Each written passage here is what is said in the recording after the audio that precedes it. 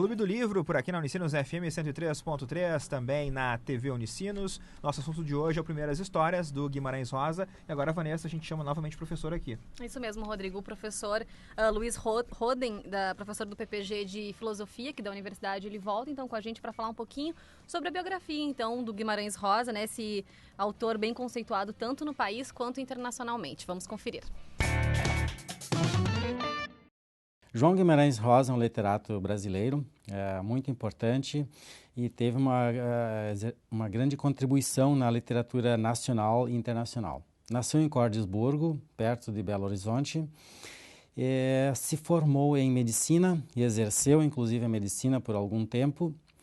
No entanto, se desiludiu com essa atividade. Formou-se então na carreira diplomática, exerceu a diplomacia, inclusive, e junto com isso começou a escrever obras que hoje são consideradas importantes no cenário nacional e internacional do ponto de vista da literatura. Personagens de Guimarães Rosa são personagens do sertão mineiro que retratam a realidade sertaneja e, no entanto, espelham a realidade universal, do ponto de vista poético, político, psicológico e, eu diria, também filosófico. Das obras que ele escreveu, eu destacaria, então, Grande Sertão Veredas, Sagarana, Tutameia, Corpo de Baile e, sem dúvida nenhuma, Primeiras Histórias.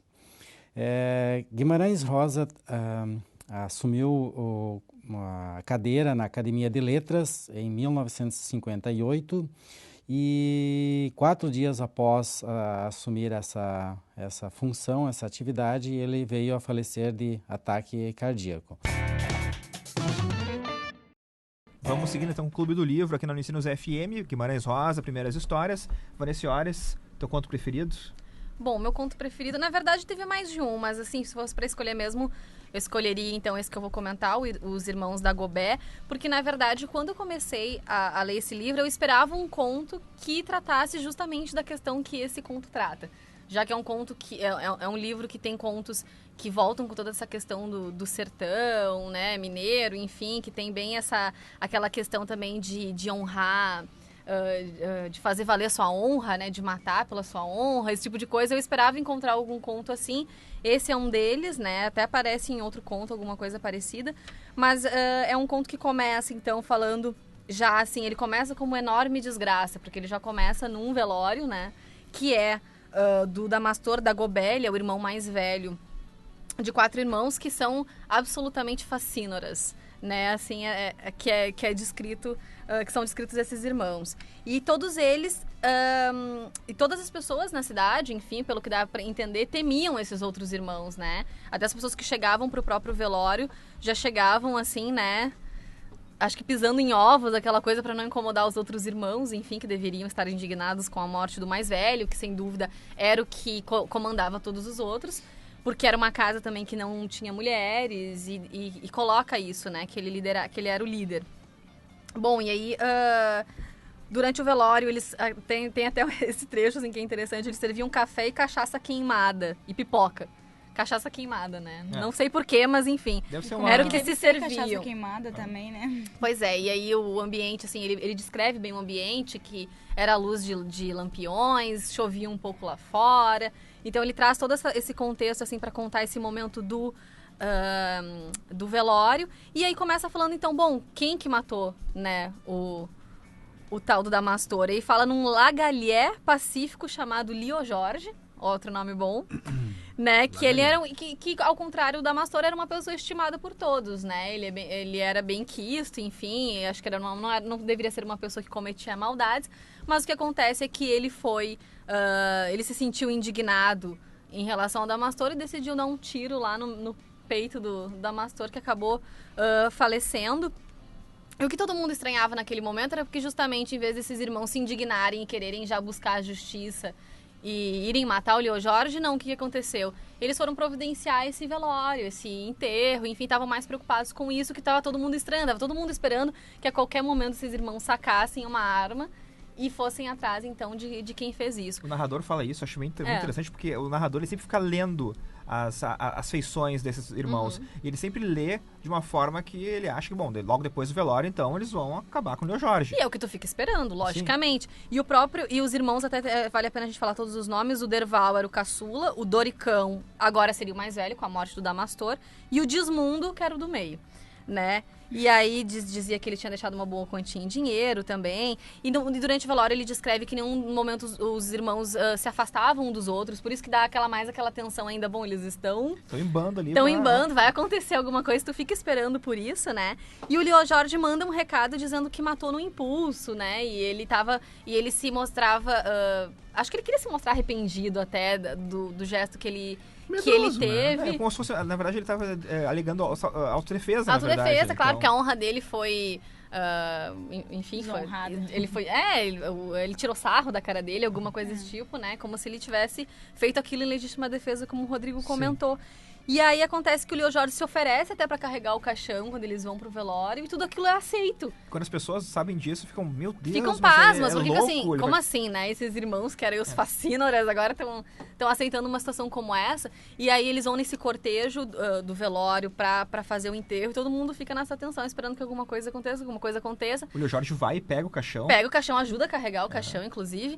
E aí, enfim, eles já estão lá no momento do enterro, é a terra que vai, né, indo pra cima do caixão, aquela coisa, todo mundo esperando, bom, mais um pouquinho é ele ali que cai duro pro caixão também. E aí tem até uma placa quando eles chegam nesse cemitério que diz: aqui todos vêm dormir. Achei bom, assim, essa... Mais uma frase boa do Guimarães. Mais uma frase boa. E aí acontece que todo mundo menos espera, assim, na verdade, o Doricão, que é o irmão agora mais velho, ele agradece as pessoas, né? Agradece as pessoas que foram lá e diz que eles iriam embora pra cidade grande e acaba absolvendo o Leo Jorge. Não, tu agiu como se fosse tua legítima defesa, então tá tudo certo, é isso que vai acontecer, a gente vai embora. E acaba assim. Então, assim, tu fica o conto inteiro esperando, bom, uma morte pra honrar, porque, né, é isso que tu espera na literatura, e o final acaba surpreendendo, porque não, eles acabaram achando que realmente o irmão mais velho merecia morrer, e acaba aquilo até mudando a vida deles todos. Quando não acontece essas coisas, eu não sei, é comigo, né, cara? Quando não acontece essas coisas, tu fica tanto esperando, dá vontade de jogar longe o livro, cara. Eu até gosto, porque assim... Eu não, cara, mata o cara, não matou o cara, velho. Porque quando acontece o que a gente espera, é muito fácil, né? Tem que ser uma coisa pra surpreender, eu acho que... Geralmente um conto, ele tem que ter uma virada. Tinha que ter matado. Ele fala o seguinte aqui, o irmão mais velho agora, né, fala: moço, o senhor vá, se recolha, sucede que meu saudoso irmão é que era um diabo de danado. Então, realmente, na verdade... Talvez ele até tenha libertado esses irmãos, de repente, isso, né? Isso que eu li. Foi aí que eu li.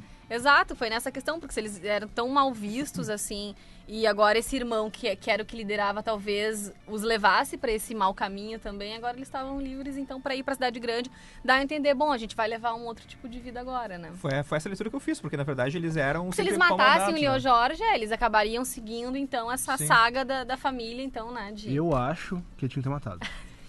Então tá, Ricardo, tu vai reescrever, vai reescrever. Eu vou reescrever, então. Inclusive eu vou fazer continuação, vai ser Os Irmãos da Goberto 2. Da Goberto 2. Da Goberto, desculpa. Isso. É bom saber o sobrenome pra depois escrever, né? Senão não, da Goberto. Não, se for pra cidade, fica da Goberto. Ah, tá. As pessoas, elas completavam, então, né? Exatamente. Conta pra nós, então, Rodrigo, qual foi o teu conto preferido? O meu conto preferido também tem esse lance da honra também, Vanessa, que tu traz, né, nesse teu conto, que é o Famigerado, que é o segundo conto do livro. E também ele trabalha um pouco com esse lance da expectativa também que tu tem, né? Porque tem um sujeito que tá na sua casa ali, né? Tranquilo, e chegam pessoas num cavalo, né? E um deles, né? Mais à frente, um sujeito duro, assim, um sujeito realmente, sabe, poderia bater em ti se tu falasse uma coisa errada pra ele. Ele vai e bate na casa do farmacêutico, no caso, né? Que é ali da região, e faz a seguinte pergunta pra ele: o que significa a palavra famigerado? E não fala desse jeito, né? Ele fala tipo, como é que é famigerado? Ele tem umas tentativas, né? Sim. A gente pode tentar reproduzir aqui, Rodrigo. Reproduz aí. É o faz-mis-gerado, faz-me-gerado, fal-mis-geraldo e famílias-gerado. Ele tenta várias vezes, ele vai falando uma atrás da outra dessa Tentar forma. descobrir qual é o que o cara tinha falado dele, né? E o sujeito que recebe essa pergunta, né, recebe essa indagação, fica pensando, tá, mas espera aí, o que será que ele quer com isso? Será que alguém disse pra ele que eu falei que ele era famigerado? O que será que ele quer? Então ele teve que pensar muito, na verdade, antes de poder responder. E ele sabia o que era famigerado, mas na hora ele resolve, não, famigerado é uma pessoa bacana, uma pessoa, sabe, que tu pode confiar, uma pessoa realmente boa. Não é nada de um insulto. Não é um insulto, muito pelo contrário. Famigerado, eu gostaria de ser famigerado, ele diz pro cara. E ele, ok, então tá certo, vou embora então. E os outros dois que estavam junto com ele, o cara que estava na casa, ele ficava pensando, o que eram aqueles dois sujeitos ali junto dele? Será que pareciam que eram prisioneiros? Às vezes podiam parecer que eram companheiros dele. Ele não conseguia ler direito quem eram aqueles ali. Mas ficou claro, com medo, né? Ele não queria sofrer nenhum tipo de problema. Mas também, se ele dissesse o que era famigerado de verdade, e mesmo não sendo ele que tinha dito, ou se fosse outra pessoa, era a vida de outra pessoa que estava nas mãos dele, né? Porque se ele dissesse, famigerado não é nada bom, então ele ia sair dali e ia matar o sujeito que chamou ele de famigerado. Então, é um lance realmente bem interessante de como a vida de uma pessoa pode estar nas tuas mãos e o que pode fazer. E toda a brincadeira da linguagem também, acho que tem muito isso, né? Já que a maior característica que a gente pode ver no Guimarães Rosa. É um conto cômico, na verdade, né? É um conto cômico que o Guimarães Rosa escreve nesse famigerado. E também ele te tira da expectativa, né? Porque no começo, né, tu vai achar, bom, certo, o farmacêutico vai morrer, né? Na mão desse cara, porque ele vai falar alguma coisa errada e vai acabar sendo morto. E não é o que acontece também, né? Então, ele acaba sanando a dúvida, né? Daquele tipo de cangaceiro, não sei como poderia dizer. Jagunço. Aquele jagunço ali. Acaba sanando a dúvida e ele vai embora, segue o caminho dele. O Guimarães Rosa é uma pessoa de paz, né? Ele não mata pessoas nos contos dele, né? Não, mas tem algumas mortes. Tem algumas mortes, tem. E uma morte, aliás, muito sentido de um conto que eu também queria falar aqui, né? Não foi meu preferido, mas é um dos preferidos. E até a Camila também falou que gostaria de falar dele, né? Que é A Menina de Lá. Que é muito interessante porque é uma história fantástica. Tem vários contos aqui nesse livro do Guimarães Rosa que são de literatura fantástica. E essa Menina de Lá é uma menina que começa a fazer milagres. E os pais não entendem direito. Ela tem alguns dotes paranormais, verdade, né? Desde criança, né? Ela era vista estranha, porque ela não conseguia falar direito, ela falava muito pausadamente, e aí os pais achavam aquilo meio estranho, até que a partir do momento ela começou a fazer milagres, né? E aí... Nininha. Nininha, isso. E ela começou eu queria muito um sapinho. Daí, logo depois, chega um sapo. Como se ela pudesse prever aquilo que estava por chegar, né? Por vir. E aí os pais... A chuva, né? Que eles estavam pedindo. Os pais tentam...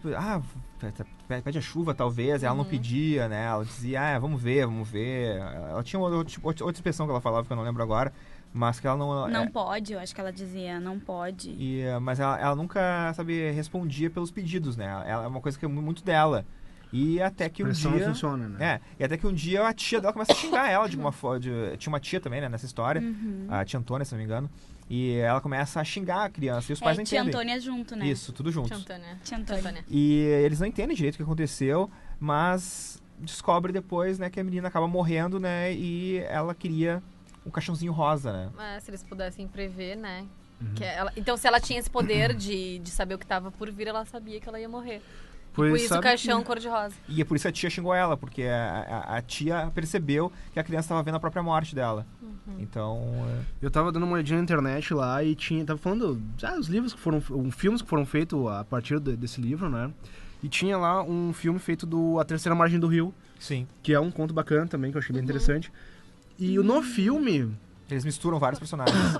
A Nininha é a filha do personagem principal desse filme. Vamos chamar um intervalo, depois a gente fala mais sobre isso aqui no Clube do Livro, então, sobre alguns filmes que fizeram em cima da obra do Guimarães Rosa. Não sai daí, a gente já volta.